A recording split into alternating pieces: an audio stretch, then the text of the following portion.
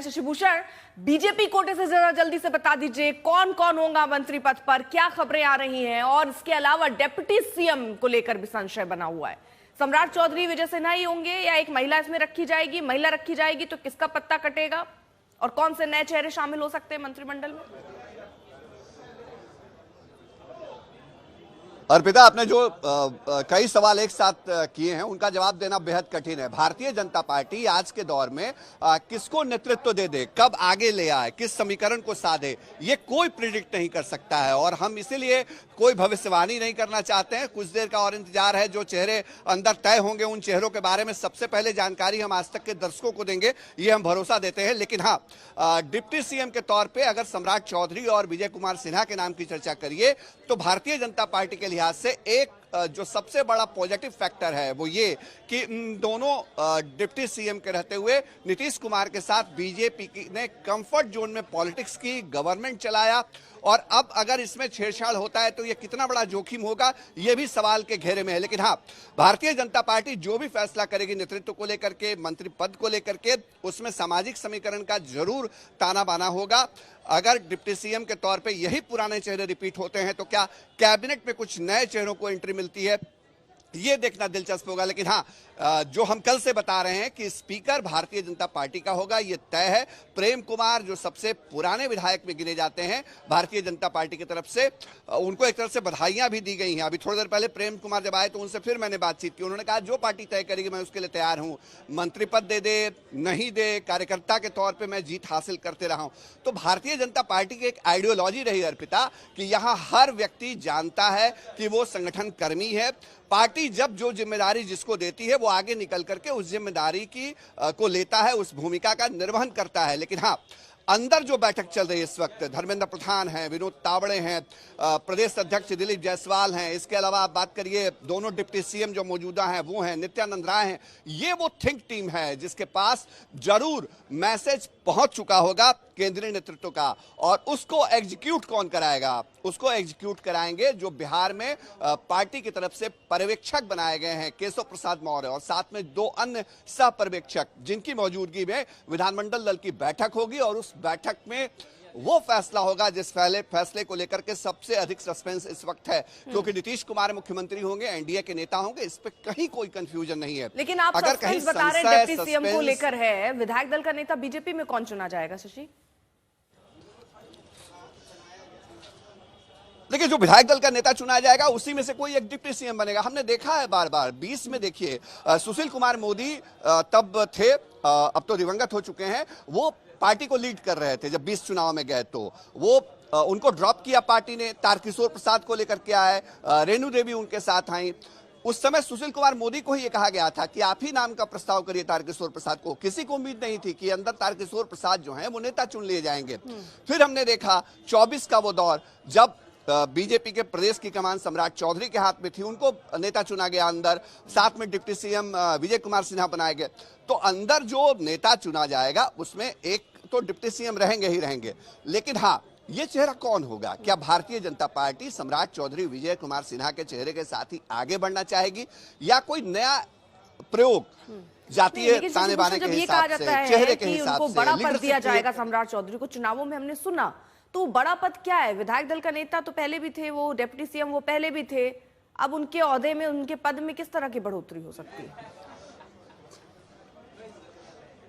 नहीं, देखिए, बड़ा पद तो अपने आप में डिप्टी सीएम का है ना। आप अगर दल के नेता होते हैं और आप सरकार के अंदर लीड करते हैं, नहीं, ये तो पहले ही था ना। अगर चुनावों में ये कहा जा रहा है कि उनको और बड़ा नेता बनाएंगे, इनको बड़ी भूमिका देंगे, तो वो बड़ी भूमिका फिर नई भूमिका बड़ी, उससे क्या हो जाएगी? बीजेपी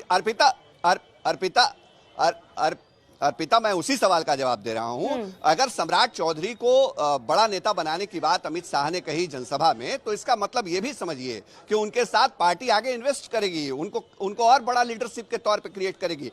पद डिप्टी सीएम का हो सकता है, लेकिन हो सकता है वो पद बिहार में लीडरशिप क्रिएशन के लिहाज से एक बड़ा होगा। तो ये चीजें देखिए, अलग अलग बातों का अलग अलग मतलब होता है, मायने होता है। और ये मानकर चलिए कि अभी के समय में जो मॉडल है सरकार का, वो कंफर्ट जोन में अलायंस की पॉलिटिक्स के लिहाज से बढ़िया रहा है। बीजेपी अगर प्रयोग करती है, मैं बार बार कह रहा हूं, अगर प्रयोग करती है तो क्या करती है वो देखना होगा, जो फैसला होगा उसका विश्लेषण। रोहित भी हमारे साथ हैं और शशि भी हमारे साथ हैं। बैठकों का दौर शुरू होना है, थोड़ी ही देर में जेडीयू की बैठक होनी है, लेकिन इस बीच हम आपको बताएं नीतीश कुमार 10वीं बार सीएम बनने जा रहे हैं। पहली बार 2000 में नीतीश कुमार बने थे सीएम, लेकिन बहुमत साबित नहीं कर पाने के कारण उन्हें जल्द ही कुर्सी छोड़नी पड़ी थी। अभी तस्वीरें आप देख लीजिए, यानी पहली बार जिस तरह से वो शपथ लेते रहे हैं, पहली बार से या 20 तारीख आ जाइए, यानी कि कल जब वो 10वीं बार शपथ लेंगे। अब यहां पर भी ऐतिहासिक तस्वीरें आपको देखने को मिलेंगी। कल का वक्त तय हो चुका है 11:30 बजे, उससे पहले हलचल जबरदस्त है, क्योंकि आज अब ये लगभग तय किया जाएगा कि डिप्टी सीएम के पद पर कौन होगा। 2 के फॉर्मूले पर ही होगा, पहले जिस तरह के गणित थे क्या वो ही अभी रहेंगे या उसमें कोई नया प्रयोग होगा, ये देखना होगा।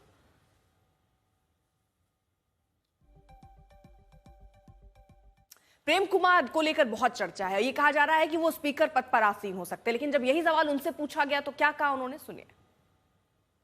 मैं भारतीय जनता पार्टी का कार्यकर्ता और सिपाही हूं, जो पार्टी का फैसला होगा पार्टी के साथ होगा। सर, आपका नाम स्पीकर पद की रेस में टॉप पे है। अब देखिए, पार्टी फैसला करती है। मैं भाजपा का सिपाही और कार्यकर्ता हूं, जो पार्टी का निर्णय होता है, निर्णय के हम साथ होते हैं, उसके अनुकूल काम करने का प्रयास करते हैं।